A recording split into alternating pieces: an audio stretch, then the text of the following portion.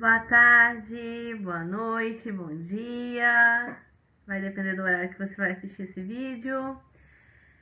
Sejam muito bem-vindos e bem-vindas a mais uma aula, da nossa disciplina de História Antiga. Eu sou a professora Ana Gabresch e hoje, nesse vídeo, eu vou analisar, algumas questões do capítulo 5, do nosso livro Base da Disciplina. Nós estamos entrando então na nossa unidade 5 e esse vídeo serve então para esclarecer alguns pontos do texto que vocês já leram. E se vocês observaram, esse é um texto que faz uma relação entre o desenvolvimento da escrita, no mundo clássico, mais especificamente, a gente está falando aqui de Grécia e Roma antigas, e a relação com a política, com a participação na vida ou da polis ou da civitas. Então é meio que uma continuidade do capítulo anterior, em que a gente viu como era a vida na cidade antiga. E agora a gente vai ver a relação então da escrita com esse desenvolvimento da política e da participação cívica. E o texto começa com os gregos, mas nós sabemos que a escrita é bem anterior a isso, A escrita é um marco, dentro dos estudos históricos, ela é considerada o início da história, dentro de uma perspectiva, que considera as sociedades que possuem escrita como aquelas que possuem história. Isso é um pouco problemático, mas nós vamos discutir na nossa live no YouTube sobre isso.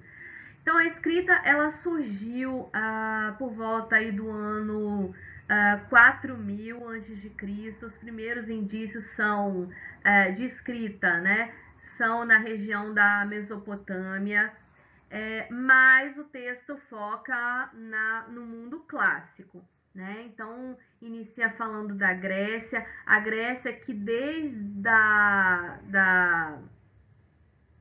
de tempos bem remotos possui sim escrita. E aí eu peço a vocês que assistam o vídeo que eu postei na plataforma sobre a civilização cretense e também a civilização micênica, são as duas mais antigas ali da Grécia Antiga, e elas já possuíam então um sistema de escrita bastante rudimentar ainda, e que se assemelhava um pouco com o cuneiforme na Mesopotâmia. E esse tipo de escrita estava concentrada na mão de um grupo social conhecido como escribas. E esses escribas, eles trabalhavam a serviço do palácio, O palácio que é a estrutura central ali dentro dos reinos num passado mais distante da Grécia, antes do surgimento da polis. Se você se recorda, nós temos o sistema monárquico, em que haviam vários pequenos reinos no território da Grécia e também na ilha de Creta. E aí esses reinos, eles possuíam então um sistema de escrita que os arqueólogos costumavam chamar de linear B. Então esse foi o nome que os arqueólogos, a partir do século XIX, século XX, século XXI da nossa era, deram ao sistema de escrita mais antigo da Grécia continental. A escrita da civilização cretense foi chamada de linear A. Esses nomes, gente, não é o nome que os antigos usavam para sua escrita, É o nome que os arqueólogos deram, Porque os seus sinais, os seus símbolos se pareciam com linhas, Daí o nome linear B e linear A. Bom, gente, então nós sabemos que haviam então, essas civilizações ali na época, no período chamado de Idade do Bronze, haviam civilizações bastante desenvolvidas, civilizações monárquicas, no território da Grécia. Algo aconteceu, entre 1200 e 1100 a.C., isso ainda não tem, não há um consenso entre os arqueólogos sobre o que de fato ocorreu, mas muitos, aliás todos, né, esses palácios micênicos, né, como eram chamados, esses reinos, todos eles foram destruídos de uma vez só. Possivelmente, pessoal, uma das hipóteses mais aceitas é que a invasão de povos estrangeiros. Esses povos estrangeiros, eles foram registrados também em arquivos de outros povos da época, né, como os egípcios e os hititas. Né? Eles também citam uma leva de invasores estrangeiros que teriam provocado destruição por onde passaram, mais ou menos aqui nessa época. Então, os arqueólogos costumam usar então outros documentos de outros povos para fazer esse tipo de comparação. Né? Então, a gente não sabe ao certo. Pode ter sido um terremoto também, alguma coisa aconteceu que toda essa estrutura, né, desses reinos micênicos foi destruída nesse momento. Devido à destruição que ocorreu, né, uma série de fatores ocorreram nesse momento, aqui entre esse período, né, na virada aí do século XII para o século XI a.C., e uma das coisas que ocorreu, gente, foi o desaparecimento total de documentos com escrita linear B. Né? Essa escrita era bem parecida como ocorria com o cuneiforme na Mesopotâmia. Né? Ela era feita em tabletes de argila, e a partir dessa data aqui, os arqueólogos não encontraram mais nada. Né? E num período então de 400 anos, na Grécia não se localizou mais nenhum tipo de registro escrito. O que aconteceu? A hipótese mais aceita é que, com a destruição dos palácios, e a escrita era uma prerrogativa exclusiva dos palácios, né? Somente os escribas que trabalhavam para o rei, né? Que faziam parte da burocracia palaciana, eram as pessoas que dominavam os códigos de escrita. Então, essas escritas mais antigas, elas não eram uniformes, elas eram muito complexas de se aprender. Então, havia uma casta, né, um grupo especializado que dominava esses códigos. E, não tendo mais o palácio, não tendo mais essa estrutura toda, né, burocrática, não tendo mais os escribas trabalhando no palácio, a escrita também desaparece, né? Porque a escrita, pelo menos nesses períodos mais recuados, não era muito utilizada no dia a dia, né? Para escrever um poema, para escrever uma letra de uma música. Era um instrumento essencialmente burocrático, né? Era para registrar entrada e saída, registrar quais foram as comunidades que pagaram imposto. Então, era muito mais para esse tipo de registro administrativo. E uma vez que aconteceu alguma coisa, né, pode ter sido um terremoto, ou então invasão de povos estrangeiros, ou até mesmo uma guerra civil, toda essa estrutura desmorona e nós temos então o desaparecimento da escrita. Não tem mais o palácio, não tem mais o escriba, então não tem mais necessidade de escrita, né? Nós temos também, devido a essa desestabilização que aconteceu no mundo grego nesse período, nós temos uma redução das relações comerciais dos gregos com os povos da região ali da Síria, Palestina, em especial dos povos da região da Mesopotâmia também, né, gente? O Egito também é um grande parceiro comercial da Grécia. E já que a gente não tem mais uma estrutura comercial que era comandada ali pelo rei, isso também, essas relações comerciais, elas vão diminuir bastante, mas sem cessar totalmente, tá? Ainda vai ter, mas como era antes, a gente não vai ver mais. Vai ocorrer também nesse momento uma descentralização política, ou seja, gente, se antes nós tínhamos um palácio, e quando eu estou falando aqui de palácio o tempo todo, gente, também não confunda com um negócio assim muito grande, porque a Grécia é um país muito pequeno e tinha vários pequenos reinos, também não é uma estrutura gigantesca como vocês estão pensando, tá? Mas se tinha ali um palácio, um reino e um rei, agora com esse período de desestabilização, né? Nós vamos ter o desaparecimento da figura desse rei todo-poderoso, centralizador. Em grego a palavra é anax, né? Desse rei bem poderoso que centraliza na sua figura todas as prerrogativas de poder, ou seja, ele é chefe militar, ele é chefe religioso, político, ele é juiz. Então é um rei com bastante poder. Agora nós vamos ver a pulverização do poder na mão da nobreza, né? Então agora a gente pode falar que é um período de um governo aristocrático, né? Em que as pequenas famílias de aristocratas controlam as regiões na Grécia. Então nós não temos mais uma cidade com um reino com um rei totalmente poderoso. Agora nós temos pequenos reis, né? Esses são os basileus, o basileus, aquele que a gente já comentou em outras aulas, né? Que é cantado por Homero na sua poesia.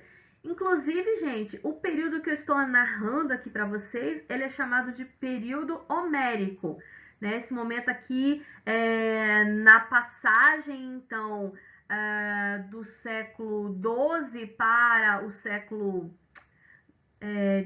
do século 13 e do 13 para o 12 e até o século VIII a.C., nós temos então um período da história grega chamada de período homérico. Antes nós temos a civilização micênica e civilização cretense.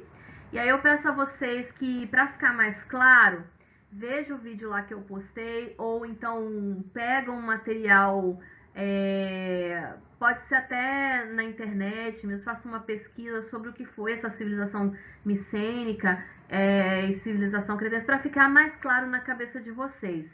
Então, isso que eu estou narrando agora é o que aconteceu depois da destruição dessa civilização. E agora nós temos um período, então, que é conhecido como um período homérico, ou também é chamado de Idade das Trevas. E trevas porque são trevas para nós, né, pessoas da atualidade, porque é um período sem escrita, né, que a escrita desapareceu no mundo grego e as informações que nós temos provêm basicamente da arqueologia ou então dos poemas de Homero, né, que nos trazem algumas informações que acredita-se seja desse período, tá?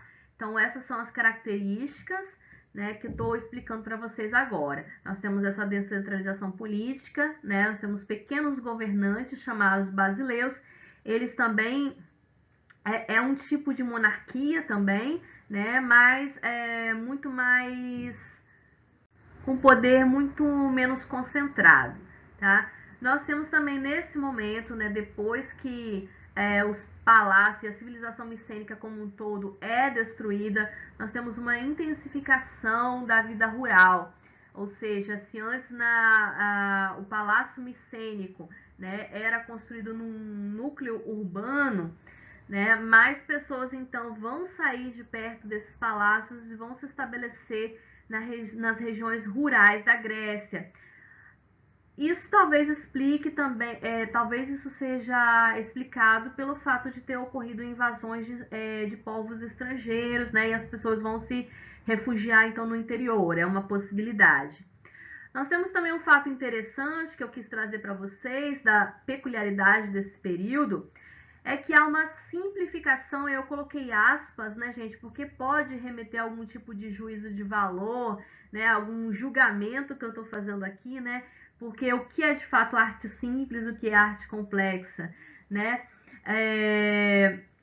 a gente não é crítico de arte, né, para discorrer sobre isso agora, mas de fato a civilização micênica produzia, né, anteriormente artefatos de ouro, né, estátuas, produzia artefatos, artesanato extremamente complexo, e aqui nesse momento parece que meio que se desaprenderam as técnicas, possivelmente porque os artesãos mais qualificados eles estavam ligados ao palácio, né? Então, uma vez que o palácio foi destruído, meio que se desaprenderam essas técnicas. E ainda falando desse período chamado de período homérico, entre o século XII e o século VIII a.C., nós temos grandes transformações no mundo grego, especialmente a partir de 900 a.C. Nós temos um processo de colonização, aí eu coloquei de novo entre aspas para a gente não confundir, não é uma boa palavra, né, colonização, porque nos remete, pode nos fazer pensar naquela colonização lá dos portugueses no Brasil, né, dos europeus na América, em que uma metrópole explora uma colônia. Não é bem isso, tá, gente? Não tem pacto colonial, não é como a gente conhece aqui na história do Brasil. Mas, de fato, indivíduos, né, pessoas saíram, né, da Grécia continental e estabeleceram a apoiquia. A apoiquiai é o plural, né? Que são colônias de moradia mesmo, né, gente? Faltam terras na Grécia. Nesse período nós vamos ver um crescimento demográfico grande a partir de 900 a.C. A arqueologia demonstra, né, que houve um crescimento demográfico. Vocês devem estar pensando, como que dá para saber isso? Com o aumento dos túmulos, né, das sepulturas. Um grande aumento de sepulturas a partir do 900, a gente vê, então, tem mais pessoas. Né? E deduz-se então, né, que tendo mais pessoas há um problema de falta de terras, de falta de alimento, e muitas das pessoas então vão sair da região da Grécia, vão se estabelecer fora, especialmente ali na região da Turquia, onde hoje é a Turquia, e também na Península Itálica. Né? Lá no sul da Itália vão se estabelecer muitos gregos, formando então o que a gente chama de Magna Grécia, ou Grande Grécia, tá? Esse é o significado. Eles vão estabelecer também empória, né, que são colônias comerciais. Crescimento demográfico a gente vai ter nesse período. Nós vamos ter também a retomada dos contatos comerciais no mar Mediterrâneo, né, especialmente ali entre Grécia e Península Itália. As colônias gregas se estabeleceram na Península Itálica e na Ásia Menor. E dentro dessa retomada comercial, a gente vai ver também um contato maior com os fenícios. Os fenícios são um povo da antiguidade que eles são bastante conhecidos por serem por sua vocação comercial, né, com um comércio marítimo essencialmente, né? Então eles são os comerciantes por natureza. Os fenícios são um povo que vive ali na região onde hoje é o Líbano, né?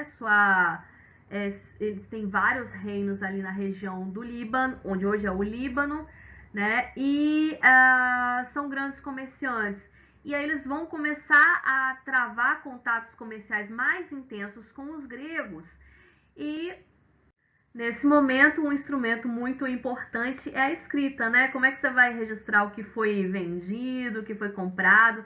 É preciso um mecanismo ao mesmo tempo eficiente e que seja de fácil acesso, né, gente? Não dá mais para ser aquela escrita complicada que havia nos palácios micênicos. É preciso arranjar um jeito de fazer essas transações comerciais de uma forma mais fácil.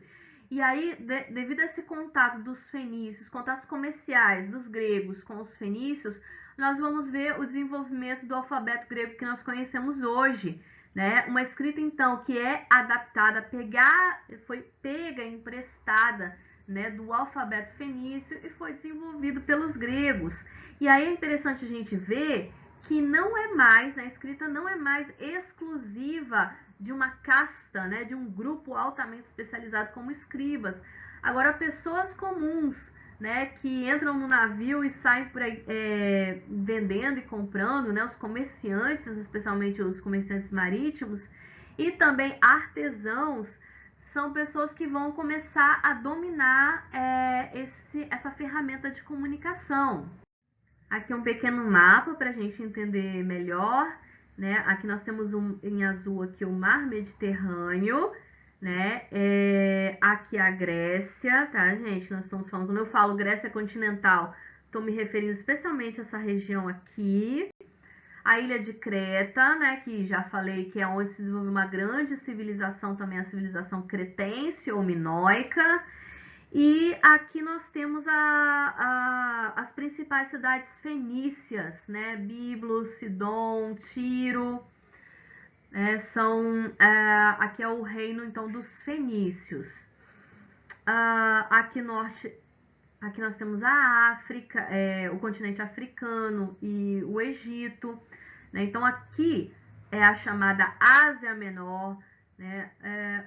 E esse é um mapa que traz as principais rotas comerciais dos fenícios, aqui em vermelho, para vocês verem como eles atuam em todo o mar Mediterrâneo, chegando até mesmo à Península Ibérica, né? Nós temos várias fundações, inclusive, de colônias fenícias ao longo do mar Mediterrâneo, né? Inclusive até na Península Ibérica, a cidade de Ibiza, né? Foi uma fundação fenícia. Aqui onde fica Roma, né? Mais à frente vai se desenvolver a cidade de Roma e depois o Império. Cartago, né, gente, uma importante cidade da antiguidade, foi uma colônia fenícia também. Nós vamos falar mais à frente, tá bom? Então, é esse o cenário que nós temos aqui durante o período homérico, né? Ao final do período homérico, nós vamos ver então essa intensificação do comércio, esse contato de gregos com fenícios e o desenvolvimento do alfabeto. E uma coisa interessante que o texto chama atenção, né, gente, é que esse empréstimo do alfabeto fenício e o desenvolvimento de um alfabeto próprio, né, com base no fenício, coincide com o desenvolvimento da polis, né, que falamos na aula passada e na virada entre o período homérico e a idade arcaica, né, que a polis está se desenvolvendo no mundo grego. E qual a relação de uma coisa com a outra? O domínio da escrita pelas pessoas comuns, tá, gente? Novamente, né, nós temos uma situação inédita. A escrita não é mais um instrumento privilegiado de uma classe.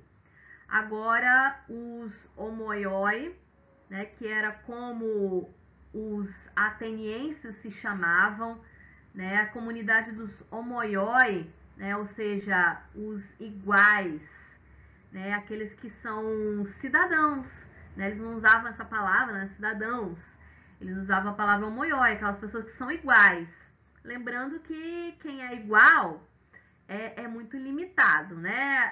O escravo não é um homoioi, a mulher não é, então o estrangeiro, muitas pessoas estão excluídas dessa igualdade, lembrem disso, né? Mas nessa comunidade de iguais tem essa forte ideia, né, de isonomia, né, de igualdade, liberdade, autonomia, né? E então a ideia de que as pessoas não vão se submeter a nenhuma pessoa, mas ninguém está acima de ninguém, todos são iguais. E somente está acima do cidadão é a lei, né? E a lei que está acessível a todas as pessoas, ela está clara, né? A grande maioria das pessoas comuns, elas conseguem ler. As leis, elas estão escritas de forma pública, né? Em pedra ou em metal, e geralmente elas estão fixadas num lugar como a ágora, né? Na praça pública, que permite que as pessoas possam ter acesso, consultar quando quiser, interpretar a sua maneira, né? Então não é uma coisa escura, escondida, obscura, né? Que não há acesso das pessoas comuns. O texto também nos fala de um conceito que é muito importante para a antiguidade como um todo, tá, gente? Então fiquem atentos a esse conceito, que é o conceito de paideia, que vai ser muito valorizada na antiguidade como um todo, tá, gente? Bom, paideia é uma palavra de difícil tradução para o português. Tradicionalmente vocês veem por aí traduzindo como educação, mas não é uma educação somente escolar, não é uma educação formal somente, mas são todos os aspectos que permitem a formação de um ser humano completo, né?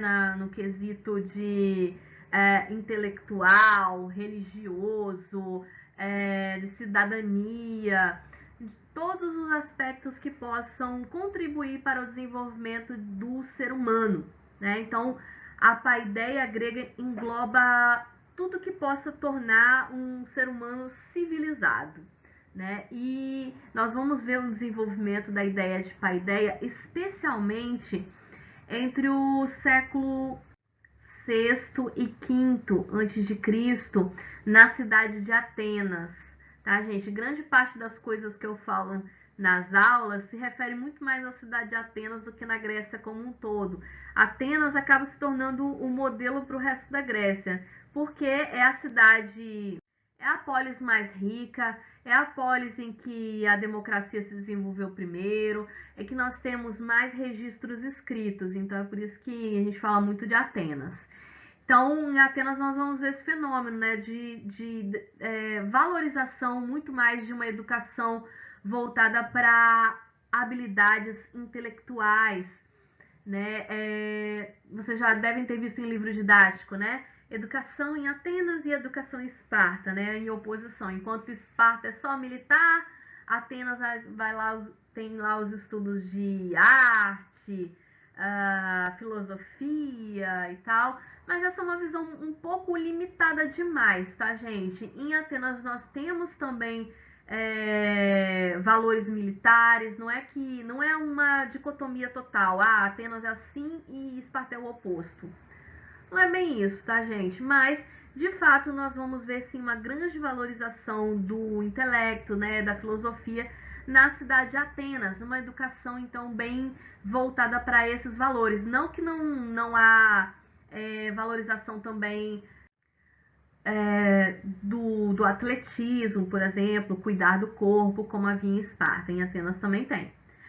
Então, gente, é uma educação voltada para os valores aristocráticos, né? Porque, afinal de contas, né, gente, quem tem tempo para filosofar, né, são aquelas pessoas que têm os recursos financeiros adequados, né? Que ela pode se dar ao luxo, né, de deixar de ir ao campo, cultivar e buscar o seu alimento para frequentar a escola, para ouvir as palestras dos filósofos, né, dos sofistas. Então não é qualquer um, né? Geralmente são aqueles que têm condições para isso. E mesmo assim, gente, mesmo que não seja uma situação que é uma realidade para toda a população, nós vamos ver sim em Atenas, né, um gradativo alargamento da cultura letrada para os cidadãos comuns. Ou seja, mais e mais pessoas vão dominando a escrita, né? A escrita, que é o instrumento, começa ali com os comerciantes, mas ela vai se aprimorando. Nós vamos ver escolas focadas no desenvolvimento da língua grega, da língua e da escrita grega, né? E mais pessoas vão aprendendo. Eu trouxe aqui o exemplo, né? O texto traz o exemplo do recurso ao ostracismo, né? O ostracismo, que era uma punição política, né, para alguns indivíduos que representavam ameaça à polis.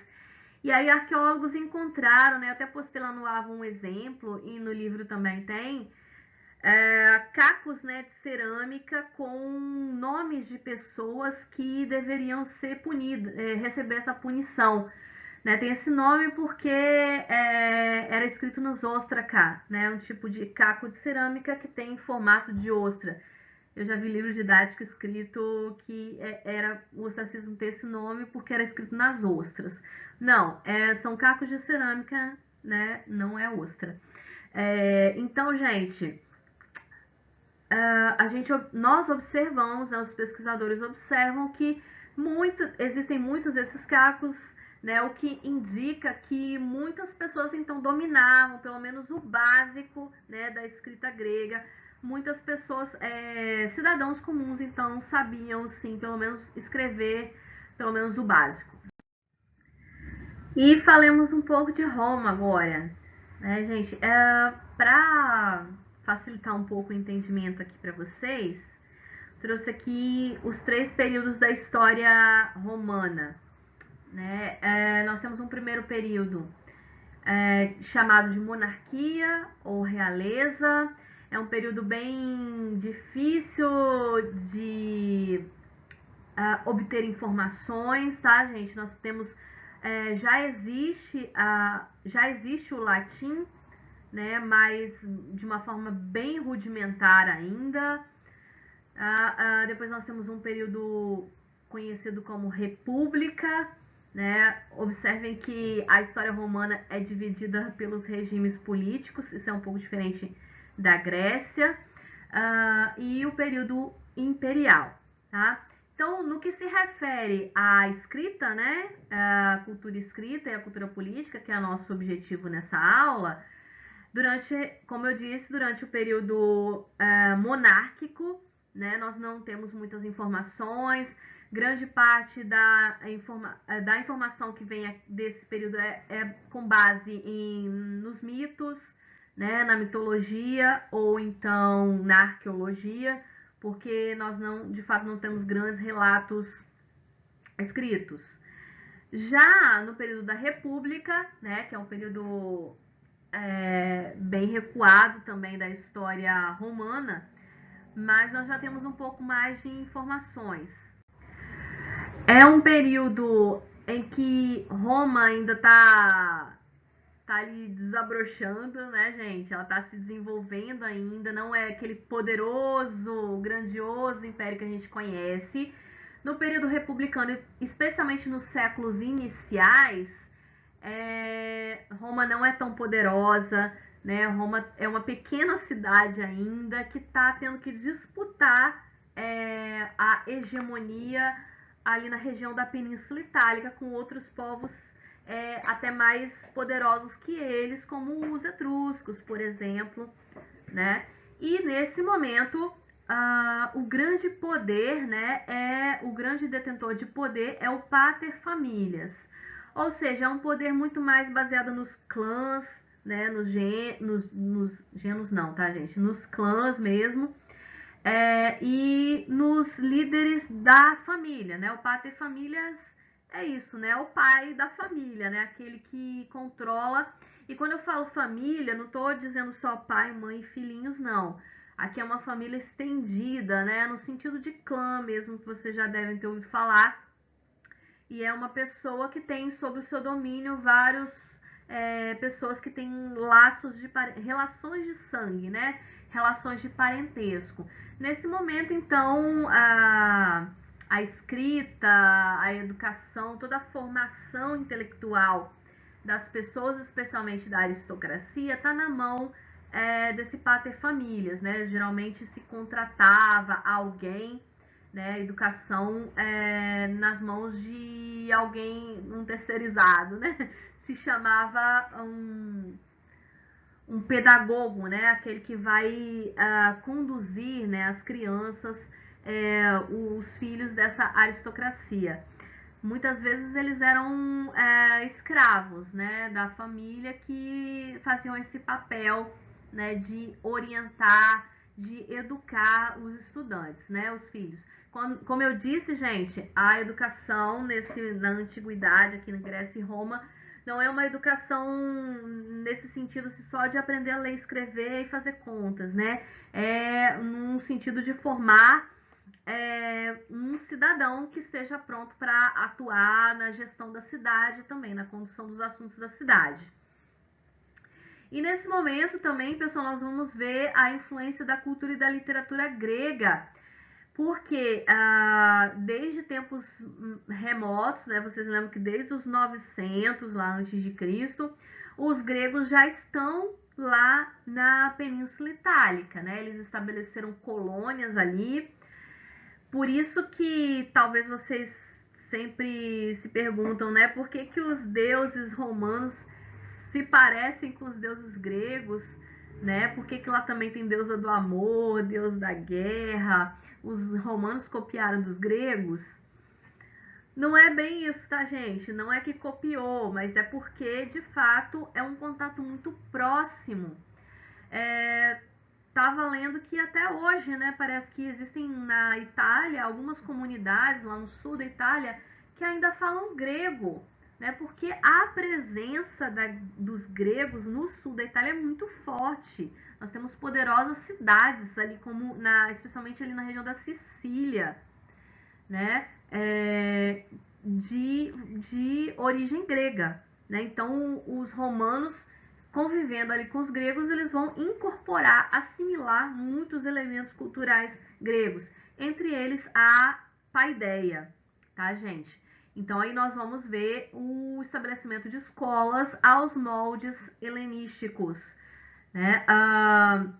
Um nome de destaque aqui é o de Lívio Andrônico, ou Andronico, né? Existem essas duas pronúncias, que é o primeiro grande poeta latino, é a primeira pessoa que vai, pelo menos, foi a primeira obra a ser encontrada, né, em 240 a.C., a primeira obra literária escrita em latim. Então, e essa primeira obra foi uma tradução, né, da Odisseia. A Odisseia é aquela obra lá de Homero, né, que conta o destino dos heróis que lutaram na Guerra de Troia. Então vocês veem a influência também das histórias da Guerra de Troia lá em Roma, né? A primeira obra em latim é uma tradução da Odisseia. De fato, não chegou até nós muitos registros também literários dessa fase republicana, tá, gente? Mas a gente vai ter uma efervescência literária durante o período imperial, especialmente nos primeiros anos do Império, no governo de Augusto, né? Otávio Augusto, considerado o primeiro imperador de Roma, ele foi um grande incentivador das artes, da literatura, né? Inclusive, um dos seus amigos mais próximos se chamava Mecenas, né? E Mecenas era um grande patrocinador de artes, né? Daí vem o nome mecenas, mecenato, né? Aquela pessoa que patrocina os artistas, né? Então Mecenas era um amigo, uma pessoa, né? Que era um amigo próximo era inclusive um dos generais de Otávio e um amante de artes. Otávio também era, então ele mantinha muito próximo de si poetas, artistas, pintores, escultores.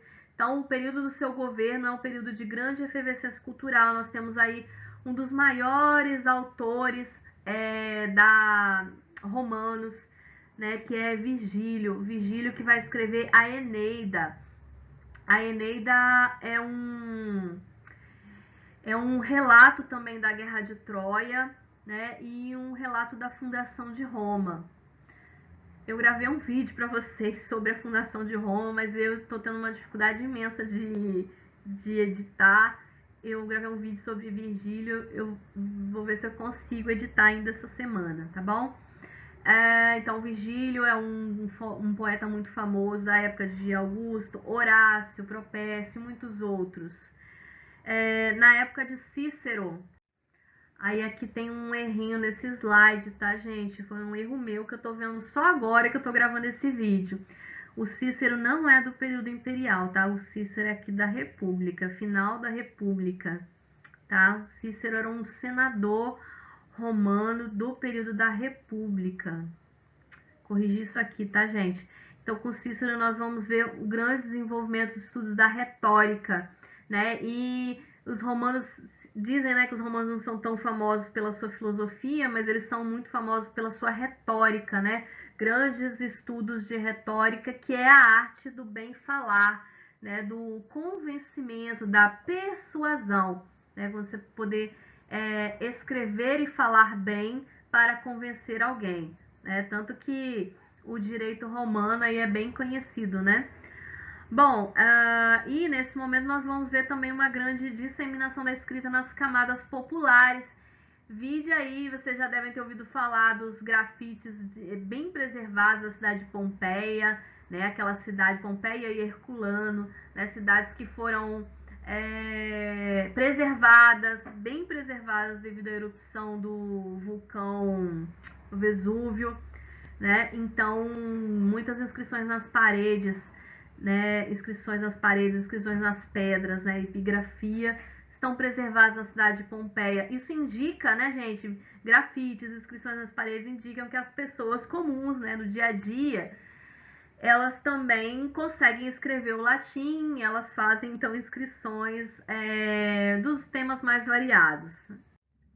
E se até o século III a.C. a gente via que de fato o latim, né, era muito mais restrito aos livros sagrados, né, ele tinha esse caráter sagrado, muito mais restrito aos sacerdotes e também aos aristocratas, né, nós vamos ver gradativamente no Império Romano a ampliação da cultura escrita, né? Pessoas que sabem ler e escrever.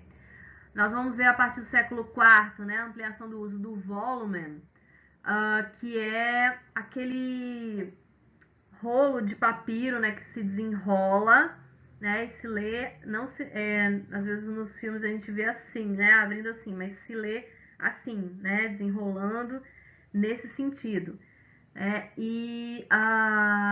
Mas lembrando, né, gente, que mesmo que a gente está vendo um desenvolvimento, isso é bem restrito ao meio urbano, né? Não é totalmente generalizado dentro do Império Romano, né? Apesar de não ser mais exclusivo de sacerdotes ou aristocratas, também não está amplamente disseminado como hoje em dia, né? Mais pessoas já dominam a escrita, lembrando também que é uma cultura escrita baseada nos princípios culturais gregos. Então a Grécia é o grande modelo de Roma, né? Então não vamos pensar no sentido de cópia, de imitação.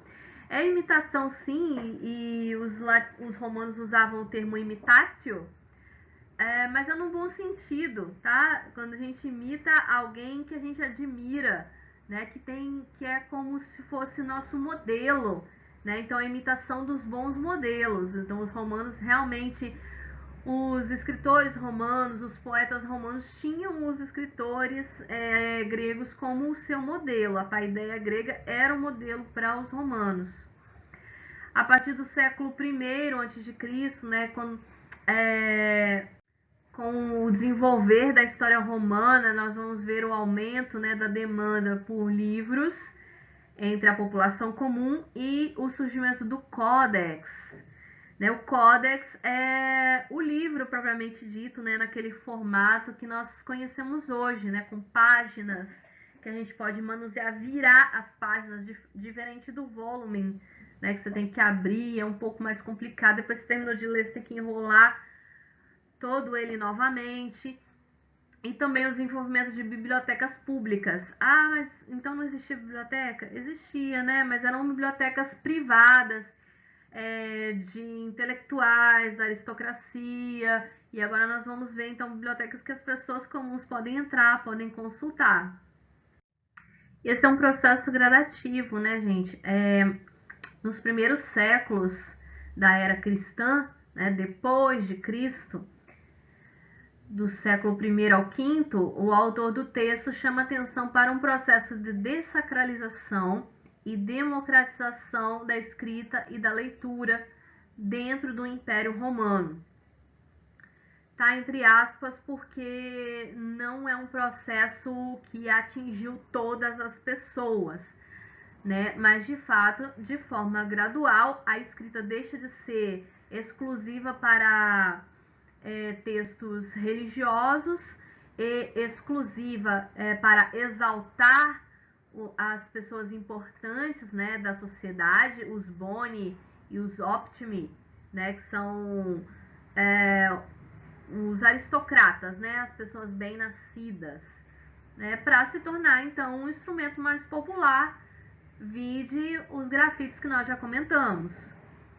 Mas o autor chama atenção também, né, que a escrita pode ser, em algumas circunstâncias, um instrumento de combate ao poder instituído.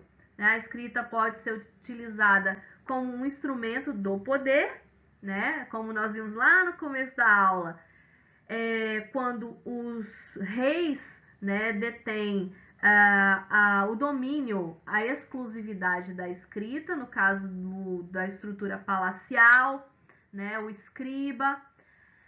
E a escrita, à medida que ela vai se difundindo, a escrita, a leitura vai se difundindo numa sociedade, ela pode ser usada, inclusive, como um mecanismo para derrubar esse governo, né? Como a gente vê, por exemplo, nos períodos revolucionários da história, né? Em que, mesmo com grande repressão, panfletos, livros, né?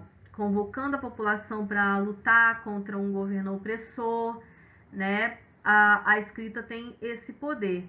E aqui no caso do Império Romano, o autor chama atenção para a grande produção literária dos autores cristãos, né? O cristianismo, que inicialmente vai ser meio que tolerado, né, dentro do Império Romano, mas em que há períodos pontuais da história em que eles vão ser fortemente perseguidos, né? E nós vamos ver muitos autores fazendo então a defesa dos cristãos, né? Autores cristãos fazendo a defesa do cristianismo.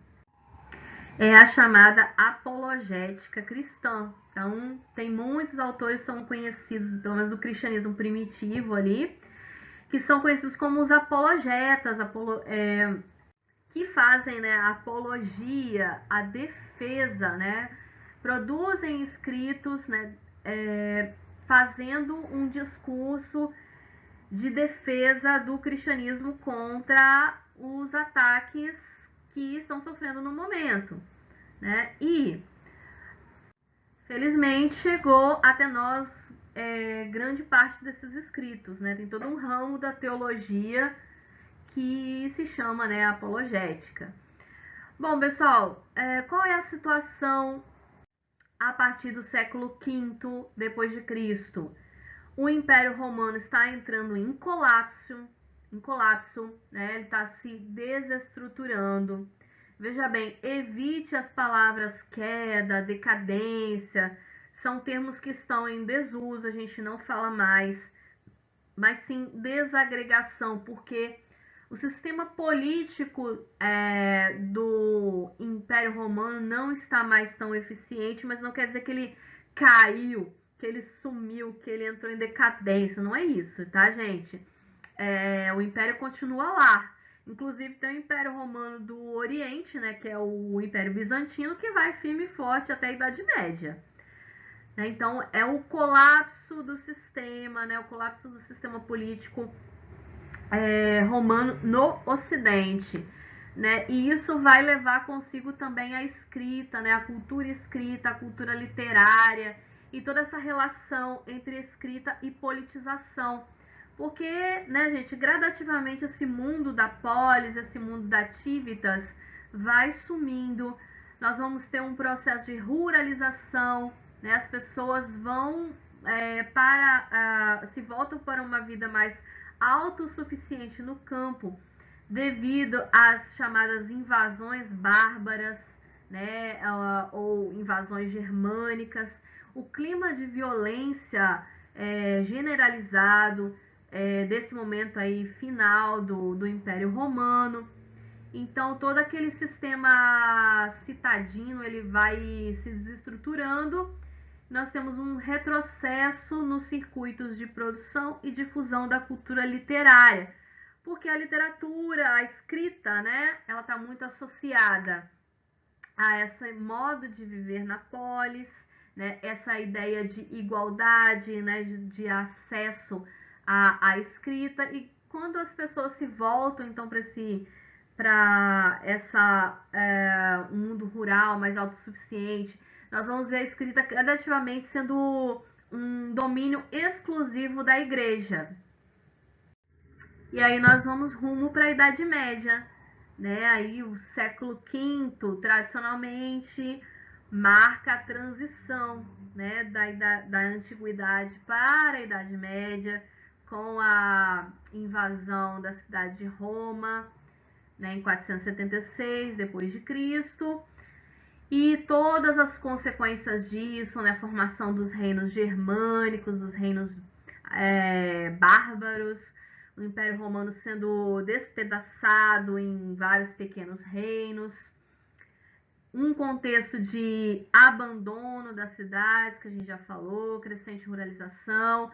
Então, esse não é um ambiente propício para uma cultura literária, né? Agora, as preocupações são outras, as preocupações são em viver, né? Sobreviver, obter o seu alimento diário. Então, gente, isso fica meio de lado e a igreja vai abraçando, vai tomando esses espaços, né? Então, os livros, as leituras, eles ficam restritos à igreja, né? Os monastérios, as escolas paroquiais, né? E adquire um caráter muito mais solene, discreto e silencioso. Se antes, né, a leitura era feita na ágora, né, havia espécie de arautos, né, que faziam a leitura para aqueles que não tinham acesso. Havia uma intensa cultura literária nas cidades, na polis, na civitas.